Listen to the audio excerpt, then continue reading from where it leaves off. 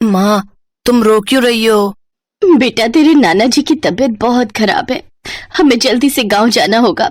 पर माँ, नाना जी को क्या हुआ? ललिता की बात सुनकर छोटा रौनक भी उदास हो गया। ये कहानी है ललिता और उसके 6 साल के बेटे रौनक की।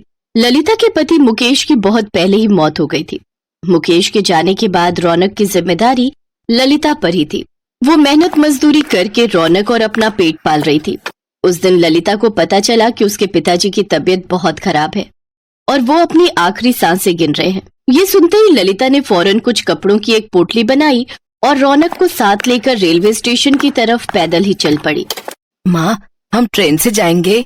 हाँ बेटा, इस टाइम गांव जाने के लिए कोई बस नहीं मिलेगी, इसीलिए ट्रेन से जाना पड़ेगा। अच्छा सुनो माँ, कुछ खाने को है क्या? बहुत भूख लग रही है। ललिता के घर से रेलवे स्टेशन की दूरी बहुत ज्यादा थी और पैदल चलते चलते रौनक को बहुत तेज भूख लग गई थी। ललिता ने अपनी पोटली खोली तो उसमें 2 सूखी रोटी रखी थी और साथ में एक प्याज था। सूखी रोटी देखकर रौनक का मुंह बन गया, लेकिन वो भी जानता था कि उसकी माँ ललिता और वो बहुत तेजी में स्टेशन के लिए निकले थे। रौनक ने चुपचाप रोटी और प्याज खाया और ललिता की गोद में ही सो गया। फिर थोड़ी देर बाद, उठ रौनक, देख ट्रेन आ गई। चल बेटा, जल्दी उठ जा। अरे वाह, कितने दिन बाद आज हम ट्रेन में जाएंगे। रौनक को ट्रेन में बैठने की खुशी थी, लेकिन ललिता के आंसू थम नहीं रहे थे। उसे तो अपने पिता की चिंता सता रही थी। पूरे सफर के दौरान रौनक बस खिड़की के पास बैठकर बाहर की चीजों को निहारता रहा। वहीं ललिता बस सीट पर पीछे सिर टिकाए बैठी रही और अपने पिता की सलामती की दुआ करती रही। लेकिन ऊपर वाले को तो कुछ और ही मंजूर था। ललिता के पिता की मौत हो चुकी थी। उस दिन ललिता बहुत रोई। पिता का अंतिम संस्कार कर ललिता रौनक को लेकर वहाँ से चली आई। पिता के गम में वो ये बात भूल ही गई थी कि उसके साथ छोटा बच्चा भी है और रास्ते में। माँ, भूख लगी है। रौनक की बात सुनकर ललिता को होश आया। उसके पास रौनक को देने के लिए कुछ नहीं था और खिड़की की तरफ देखने लगा। रौनक बहुत ही समझदार था। उसने अपनी माँ से फिर कोई जिद नहीं की।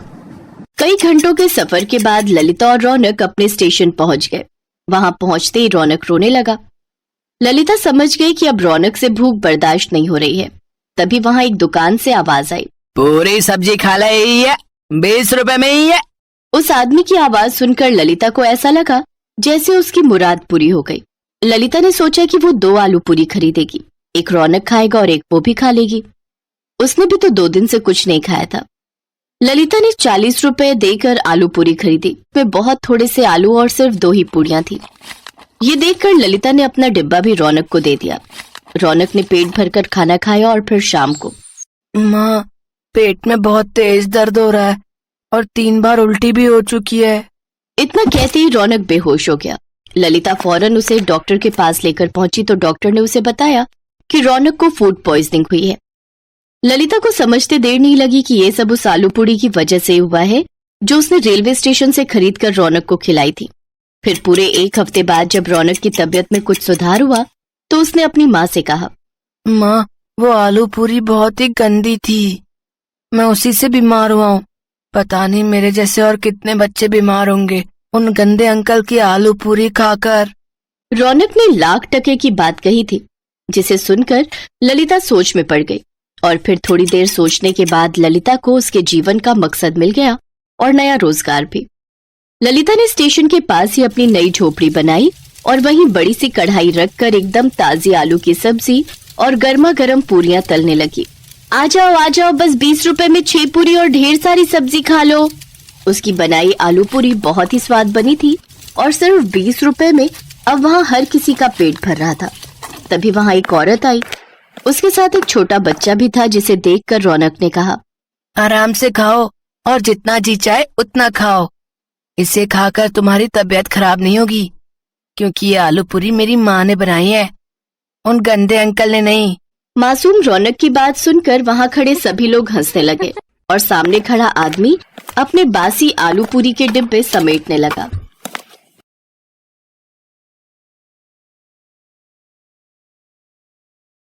एक समय की बात है। एक छोटे से शहर में एक छोटा सा परिवार रहता था। उस परिवार में मुकेश अपनी बीवी मीनू और उनकी 10 साल की एक बेटी आशी के साथ हंसी खुशी रहते थे। मुकेश और मीनू ने आशी को बड़े ही लाड प्यार से रखा था और वो उनके घर की लाडली बेटी थी। वो जिस शहर में रहते थे वहाँ अगर कोई अपने घर का सामान लाता तो वो घर घर जाकर मिठाइयाँ बांटते और उस समय शहर का तापमान बहुत ज्यादा था।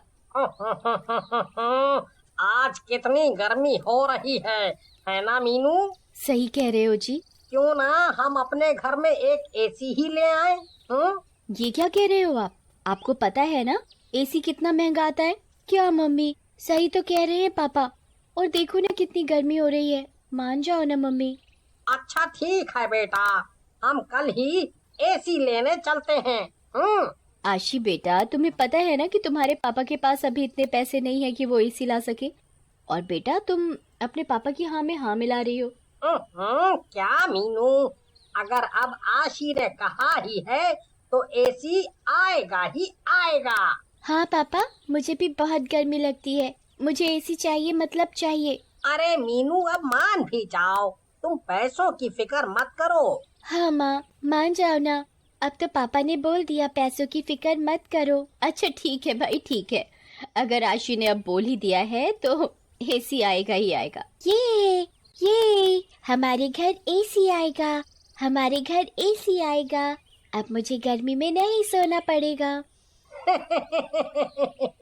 देखो तो मीनू, आशी कितना खुश हो गई है। सही कह रहे हो जी। फिर अगली सुबह मुकेश, मीनू और आशी एसी लेने के लिए घर से निकल जाते हैं और थोड़ी ही देर में तीनों एसी वाले की दुकान पर पहुंच जाते हैं और दुकानदार बोलता है, आइए भाई साहब आइए, बोलिए क्या दिखाना है? AC, fridge, cooler. भाई साहब हमें एक अच्छा सा और सस्ता सा एसी दिखा दो।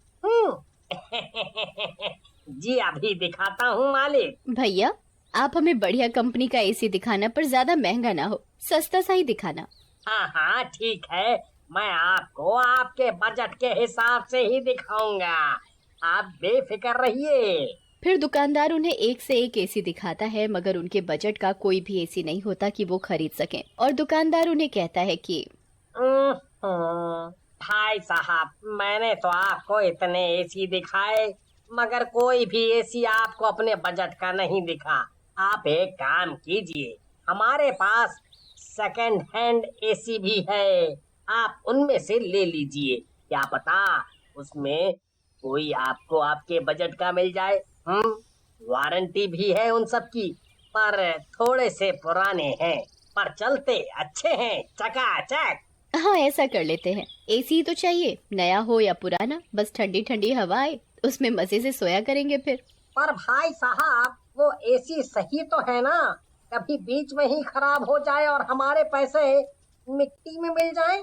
हाँ हाँ भाई साहब, एसी बिल्कुल बढ़िया कंडीशन में ही मिलेगा और उसकी वारंटी भी तो दे रहे हैं हम, तो आप खुद सोचिए कौन देता है? नहीं तो आज के जमाने में वारंटी, वो भी सेकंड हैंड की। सोचो सोचो। आप बेफिक्र रहिए, ज्यादा नहीं सोचिए, आइए मेरे साथ, देखिए ये वाला एसी कितना बढ़िया है, अंदर से भी और बाहर से भी, और ये आपके बजट का भी है। हाँ ये एसी बढ़िया लग रहा है। वैसे कितने का है भैया ये वाला एसी? मैडम 9,000 का है। भाई कुछ ज्यादा ही है इसके रेट, थोड़ा कम कर लो, आपको हमने बोला है महंगा नहीं चाहिए, आप एसी का दाम थोड़ा सा कम कर लो, हम पक्का ले लेंगे। अच्छा चलिए ठीक है, मैं आपके लिए इसका रेट भाई 8,500 ही कर सकता हूँ, इससे कम नहीं हो पाएगा। चलो यही एसी ले लेते हैं, आप पैसे जमा कर दीजिए, आशी और मैं बाहर से रिक्शे वाले को लेकर आते हैं, आप बाहर खड़े हो जाइए दुकान के। ठीक है, तुम चलो, मैं आता हूँ एसी के पैसे देकर। हाँ जल्दी आना पापा। फिर मुकेश, मीनू और आशी बीच रास्ते में से लड्डू लेकर अपने घर की ओर चल देते हैं और अपने सभी पड़ोसियों को एसी आने की खुशी में लड्डू बांटते हैं। चलो अब लड्डू तो बांट दिए। मम्मी आपने सबको तो लड्डू बांट दिए, पर पापा और मुझे तो दिए ही नहीं। हाँ हाँ देती हूँ बाबा। अब एसी तो चला दो, क्या अब भी हमें गर्मी में मारोगी? और तभी मीनू एसी चला देती है और वो तीनों सो जाते हैं। एसी को आए हुए कुछ ही घंटे हुए होते हैं, अचानक से एसी की कूलिंग बढ़ने लगती है और कूलिंग के मारे मीनू को बहुत तेज ठंड लगने लगती है। और तभी मीनू की आंख खुल जाती है। अरे, ये एसी कुछ ज्यादा ही कूलिंग कर रहा है। मैंने तो एसी कम पर करा था, तो इसका टेम्परेचर ज्यादा कैसे हो गया? चलो कम कर देती हूँ। मीनू एसी का तापमान कम कर देती है और फिर दोबारा सो जाती है। एसी की कूलिंग पहले से और भी ज्यादा बढ़ने लगती है। तभी मुकेश को ठंड लगने पर उसकी आंख खुल जाती है और वो सोचता है, ये मीनू ने एसी का तापमान कुछ ज्यादा ही बढ़ा दिया है।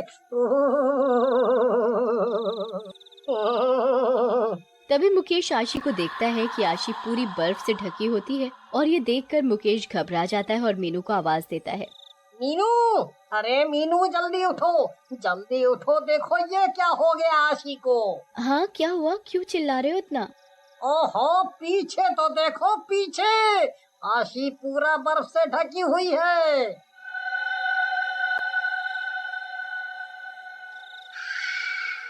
आशी, आशी, ये क्या हो गया? ये पूरी बर्फ में कैसे ढकी हुई है? हाय राम, ये क्या हो गया आशी को? ये देख मीनू और मुकेश इतना डर जाते हैं कि उन्हें कुछ सूझता ही नहीं।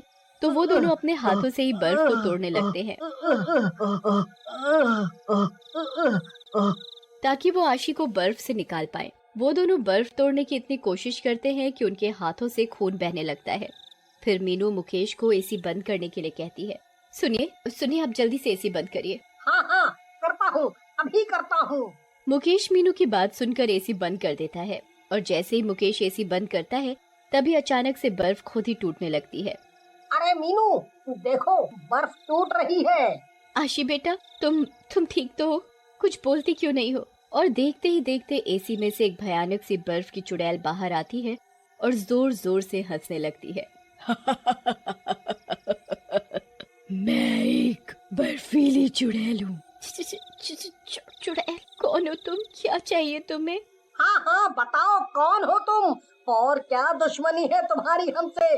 तुम हमें क्यों डरा रही हो? हाँ, बोलो, बोलती क्यों नहीं हो? फिर मीनू और मुकेश के इतना बोलने पर चुड़ैल बड़े ही दुख के साथ अपनी कहानी सुनाती है।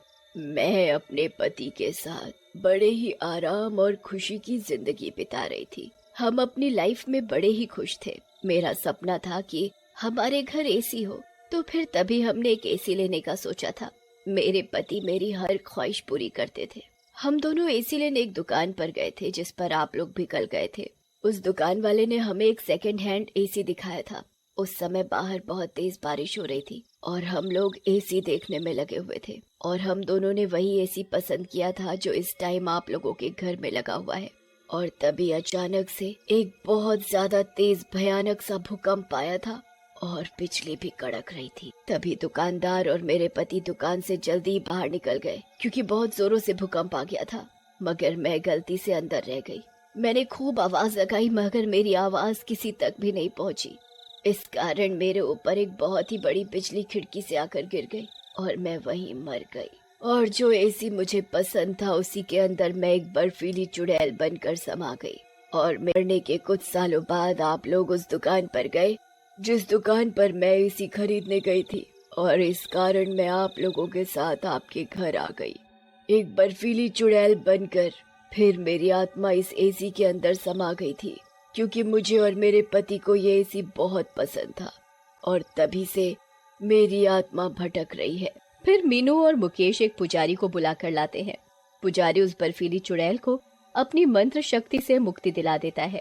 फिर मीनू और मुकेश बड़े प्यार और आराम से रहने लगते